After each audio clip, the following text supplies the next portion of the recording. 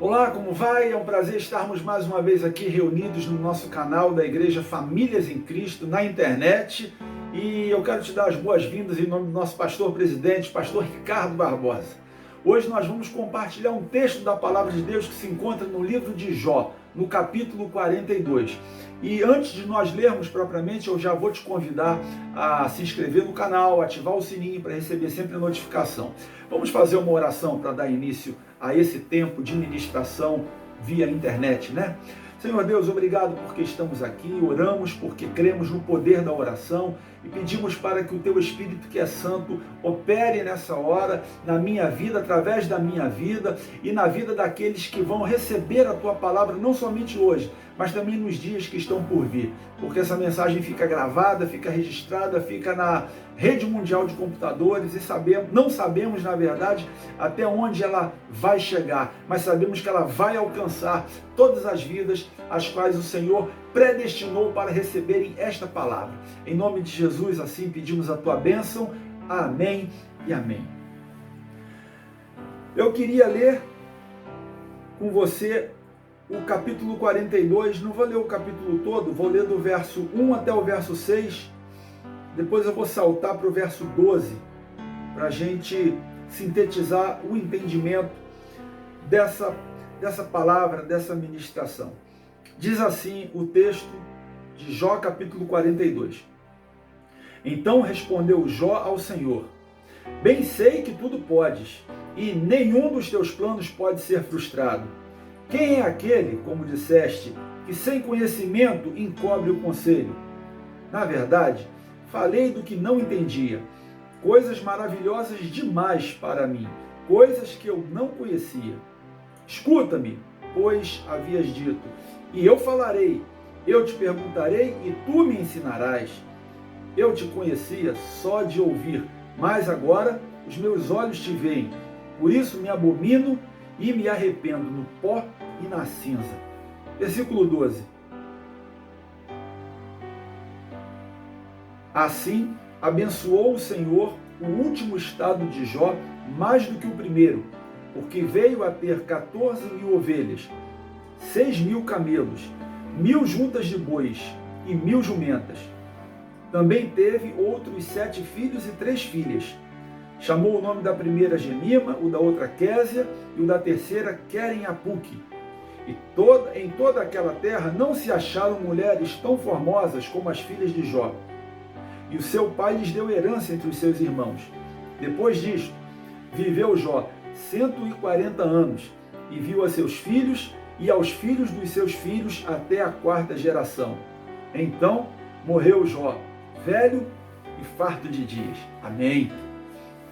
Olha, eu não sei se você já conhece toda a história de Jó, ou todo o capítulo, ou todo o livro de Jó, mas se não conhece, eu quero te convidar a fazer a leitura com calma aí ao longo do dia, da semana, né? Porque é muito interessante, muito importante para edificar a sua própria vida. Porque esse texto que a gente leu, na verdade, ele é o final da história de Jó, servo do Senhor. E de uma forma assim muito resumida, Jó era um fazendeiro que foi acometido de tudo que é tragédia, que todos os homens jamais gostariam ou jamais imaginariam passar. Claro que ninguém gostaria de passar tragédia, né? Viver momentos difíceis, tragédias. Mas o que Jó viveu, o que aconteceu com Jó, foi assim extraordinariamente terrível. E assim, de uma forma bastante resumida, né? Jó padeceu, ou até como se diz aí no ditado popular, né? Comeu pão que o diabo amassou. Oh, coisa terrível que foi. Foi um período de perdas continuadas em todas as esferas da sua vida. Um período em que, eu não sei precisar quanto tempo foi, mas foram pelo menos meses, onde nós vemos que Jó sofre, o bichinho sofreu, misericórdia. Ninguém gosta de perder nada, não é verdade? Ninguém gosta de passar dificuldade. A gente não gosta nem de perder uma discussão sequer. Às vezes defendemos algum ponto de vista e a gente não quer nem que o nosso ponto de vista ele seja vencido, né, pelo voto talvez da maioria. Só que Jó perdeu tudo. Ele perdeu absolutamente tudo que ele tinha e nem o que ele imaginava que ele tinha, que iria perder, ele perdeu também. Uma coisa muito triste, uma situação muito difícil de ser vivida, né, por qualquer pessoa. Só que todas as perdas, né, em todas as situações que Jó passou, havia um propósito muito bem definido. Aliás, nada o que Deus faz ou permite que aconteça na vida do homem deixa de ter um propósito bem definido. A questão é que todos nós somos incondicionalmente imediatistas. Nós gostamos, né, e queremos que tudo aconteça do nosso jeito e no nosso tempo. Eu não quero dizer com isso que você ou eu, que nós estamos pecando por sermos assim, não é nada disso. Eu só quero dizer que essa é uma característica do ser humano. Mas vamos voltar aqui os olhos para a vida de Jó.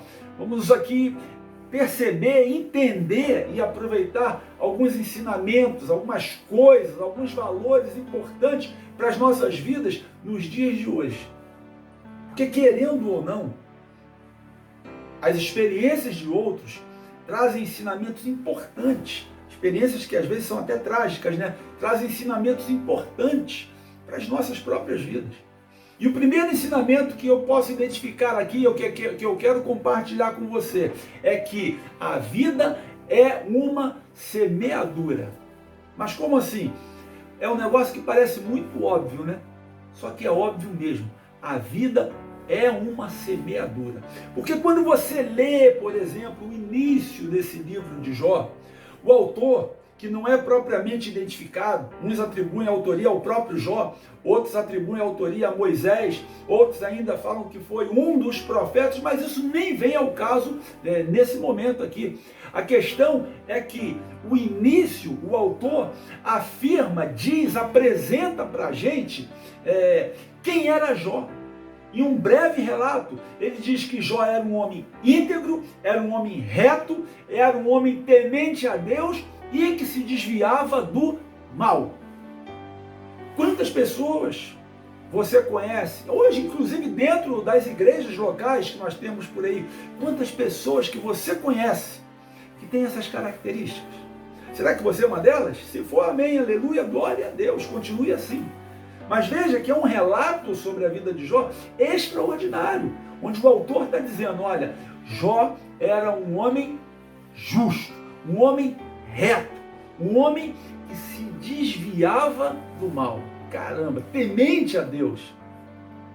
E logo na sequência, você vai ver que o próprio Deus faz um relato sobre Jó. Diz que ele é íntegro, diz que ele é reto, diz que ele é temente a Deus e que se desvia do mal.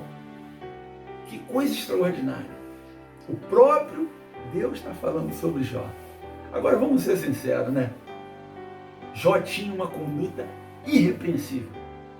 Era inegável, o texto está falando isso. Era uma conduta invejável, inclusive.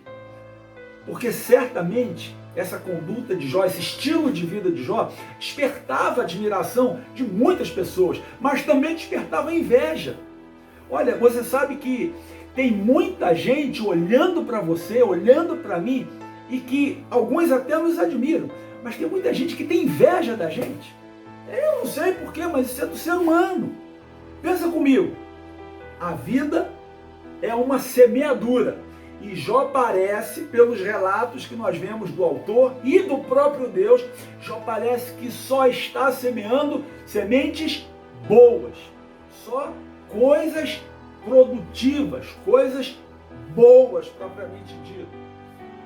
E se eram boas essas sementes, pensa comigo, espera-se que a colheita seja apenas uma colheita de bons frutos, não é verdade? Se eu estou semeando boas sementes, eu vou colher bons frutos. Contudo, qual é a primeira grande colheita? A primeira colheita marcante na vida de Jó. Em um dia aparentemente comum, em um dia aparentemente rotineiro, Jó recebe 4 mensagens que iam mudar por completo qualquer perspectiva de vida humana. Não uma, nem duas, também não 3, mas 4 mensagens estarrecedoras. Primeira delas, Jó, você acabou de perder todos os seus bois e jumentos e os servos que cuidavam deles. Como assim? Perdeu tudo, Jó. O inimigo veio e saqueou, acabou com tudo, matou os empregados, levou o gado, já era, Jó. Você não tem mais nada. E aí, mal a primeira notícia está sendo transmitida, chega a segunda notícia. Jó, todas as ovelhas e todos os empregados que cuidavam desses animais se foram, se perderam. Como assim? Ah, Jó, não sei nem te explicar. Aconteceu uma tragédia.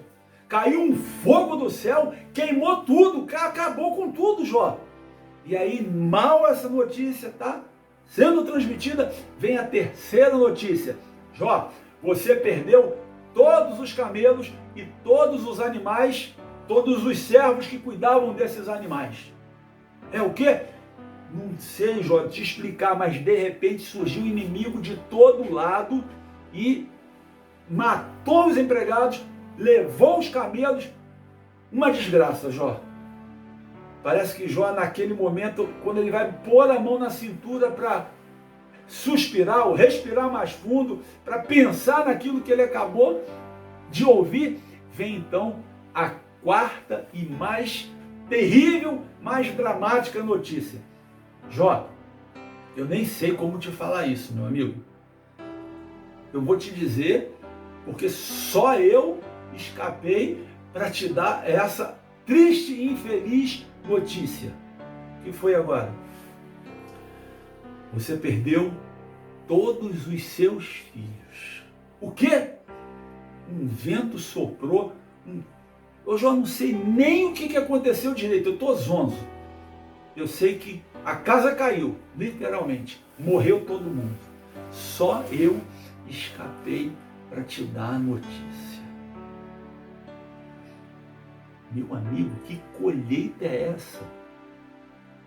A gente vê o início de uma história, o relato de alguém que parece que plantando só boas e excelentes sementes para, de repente, de uma hora para outra, do nada, como a gente até gosta de dizer, né? Do nada, acontecer tudo isso.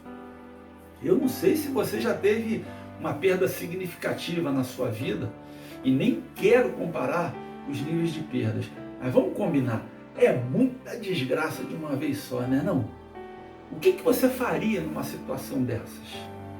Eu vou te ser sincero, eu já tive algumas perdas, mas foram perdas materiais, foram perdas que trazem, né, um sentimento, trazem uma tristeza, mas eu vou te dizer, passam rápido. Alguns têm perdas sentimentais, levam tempo, mas também passam, de alguma maneira elas passam. Agora, as perdas que Jó teve aqui, eu não sei, é uma situação bastante difícil. É muito complicado a gente querer comparar situações, né? Mas eu fico pensando, o que eu faria no lugar de Jó? A Bíblia diz pra gente o que foi que Jó fez. O que aconteceu com ele depois de ele receber essas notícias? Jó endoidou o cabeçote, meu irmão. Mas como assim? Jó endoidou o cabeçote. Mas endoidar... Deixa eu traduzir para você essa expressão. Jó raspou a cabeça. Jó rasgou os seus vestidos. E sabe o que foi que ele fez? Adorou a Deus. O quê? Jó adorou a Deus. Isso mesmo. Adorou. Pô, mas não é possível. Se você não conhecia a história dele, essa é um pouco, é um trecho, é um pedaço da história dele. Ele adorou. Que adoração você seria capaz de oferecer a Deus no momento desse? Que adoração foi essa que Jó ofereceu ao Senhor?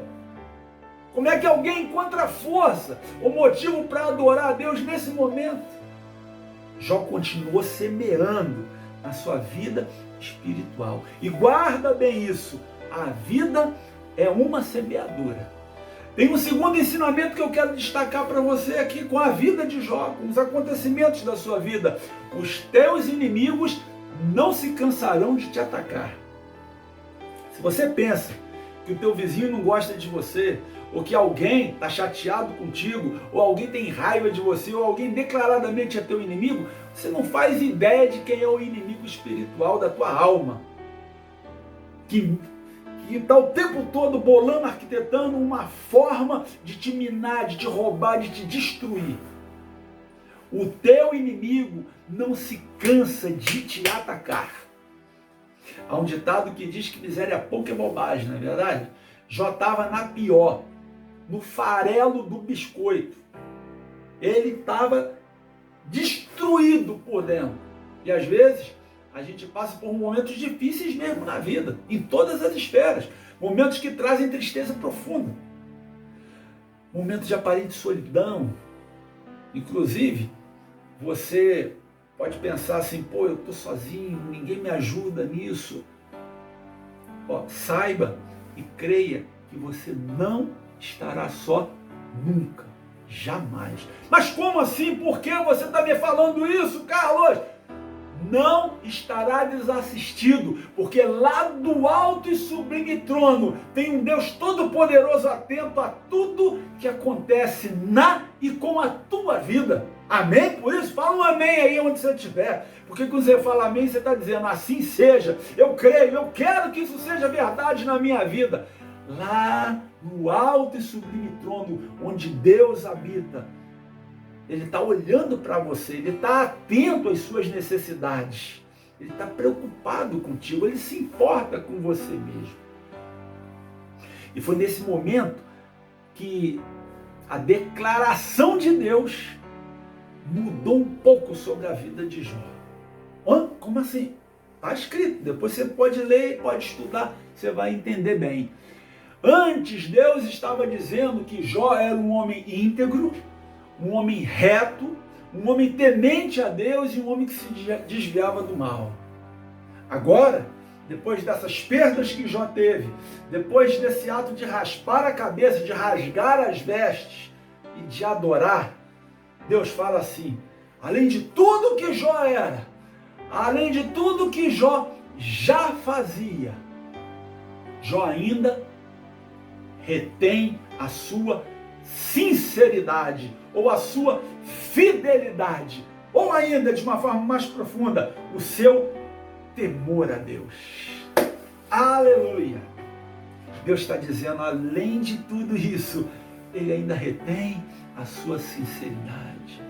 Mesmo tendo sido afligido, sem motivo algum, Ele continua fiel. Uau! Deixa eu te falar mais uma coisa interessante. Se você puder, retenha ela no seu coração. Muita gente, dentro do segmento cristão, seja católico, seja evangélico, muita gente fala, se preocupa com o inimigo. O inimigo está furioso. O inimigo veio com tudo para cima de mim. O inimigo quer me destruir. É verdade. Ele é furioso, ele vem com tudo, ele quer te destruir. Mas saiba que o importante não é a força que o inimigo tem para te bater, para te atacar, para te causar danos, mas sim a força que Deus tem para te defender. Por isso, vamos olhar de novo aqui para a vida de Jó. Vamos voltar aqui para a história dele, porque veio uma nova grande colheita na sua vida. Oh, glória! Você vai pensar, aleluia, até que enfim, eu sabia. Um homem que só plantava boas sementes, agora vem uma nova grande colheita. Só que essa nova grande colheita agora foi talvez tão terrível quanto a primeira. Porque agora ele foi ferido com úlceras malignas. O que é isso? Tumores da planta dos pés até o alto da cabeça. Misericórdia! Jó se tornou um verdadeiro câncer ambulante. Nesse momento, Jó começa a usar caco de telha para poder se raspar. Olha só, você visualiza essa imagem, visualiza esse cenário, usando caco de telha para se raspar. E olha, para piorar, tem um ditado que diz, né, que nada é tão ruim que não possa piorar. Para piorar ainda a situação do nosso amigo Jó, veio a esposa dele, a mulher que estava ao seu lado, ou que deveria estar ao seu lado ali, ajudando, apoiando, cuidando na saúde, na doença, né, na enfermidade. A mulher vem e fala assim: Jó, você ainda retém a sua sinceridade? Você ainda retém o seu temor a Deus? Cara, olha para você, olha o estado que você está, olha aonde Deus permitiu que você chegasse, Jó. Amaldiçoa o teu Deus e morre. Que loucura, que vida miserável. Talvez você possa até pensar, né, o que eu fiz para merecer isso? Alguns poderiam dizer: eu não aguento mais, Senhor. Mas sabe o que foi que Jó falou nesse momento? Diante dessa declaração incisiva, né, drástica da sua esposa, Jó falou assim: você está falando igual uma doida. Você está falando igual uma insensata. Poxa, receberemos o bem de Deus e não vamos receber o mal também? Se a gente recebe o bem, por que não receber o mal? Bendito seja o nome do Senhor! Ai, aleluia! Que é isso? A mulher não entende nada. Talvez a mulher tenha ficado com mais raiva ainda de toda a situação. Não porque ela tivesse raiva de Jó, mas porque como que um cara no estado desse continua fiel, continua semeando na sua vida espiritual, não ousa abrir a boca para amaldiçoar Deus, para negar, para resmungar, não. Ele fala: olha, a gente recebeu o bem. Meu amigo, deixa eu te fazer uma pergunta. Se puser na balança aí da vida, não sei quantos anos você tem, mas se puser na balança da vida, você recebeu mais bem ou mais mal? A Bíblia fala que em tudo isso não pecou Jó com os seus lábios. Às vezes nós usamos os nossos lábios para falar tanta bobagem, né? A gente fala tanta coisa que até afronta a sabedoria de Deus, o cuidado de Deus, o amor de Deus para com, não somente para conosco, mas para com o homem.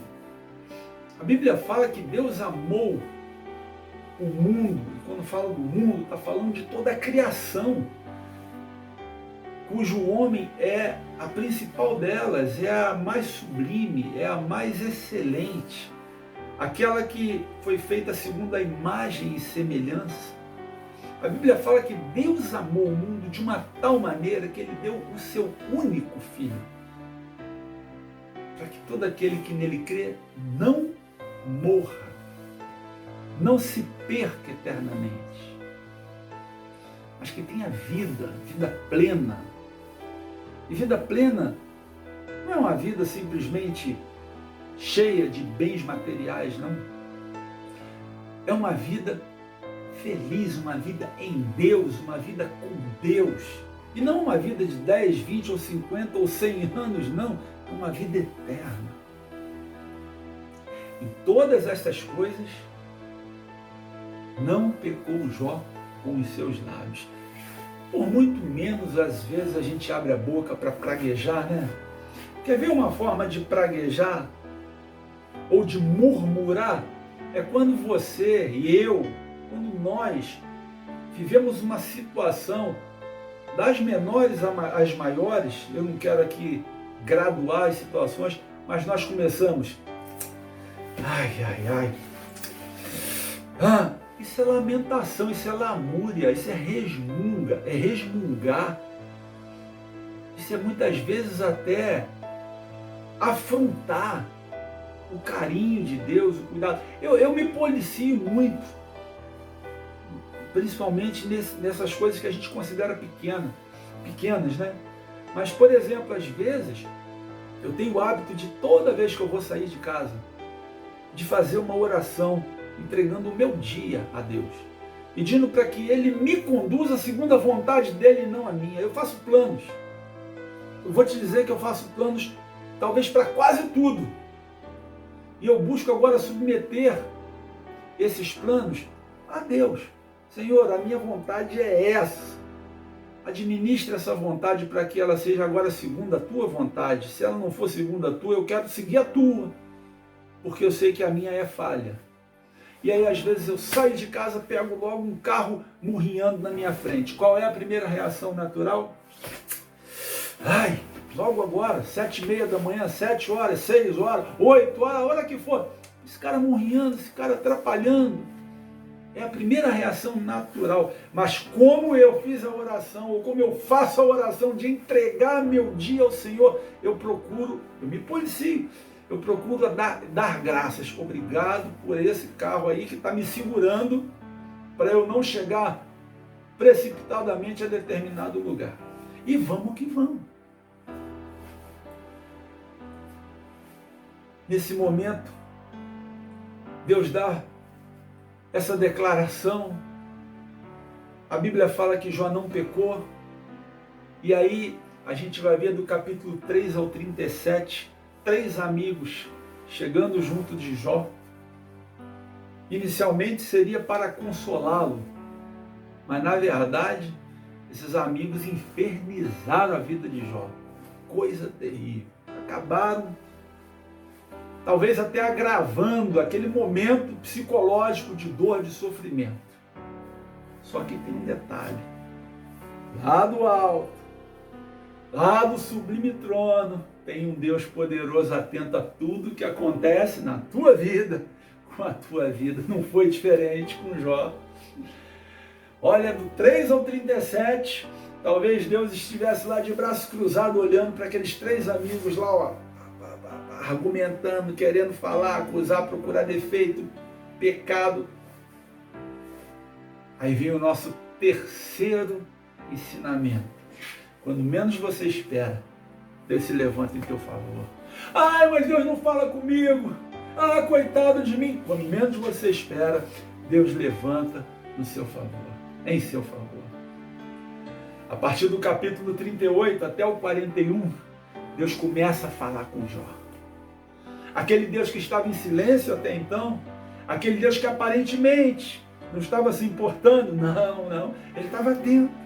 Ele estava prestando atenção em cada detalhe. Aí, a partir do capítulo 38, ele começa a falar com Jó. Só que Deus começa a mostrar para Jó que ele ainda tinha coisas para aprender.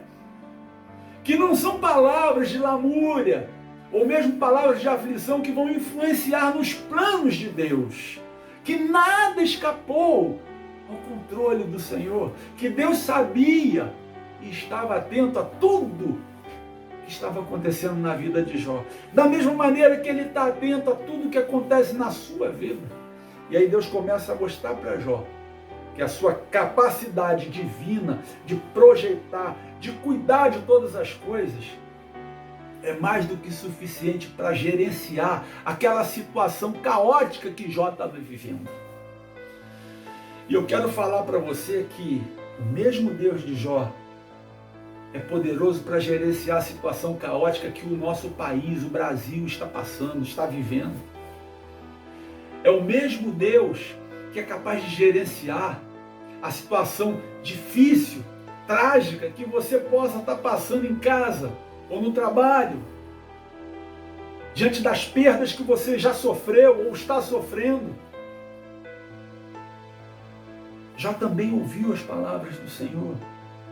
Jó foi confrontado com essas palavras, palavras de sabedoria, palavras divinas.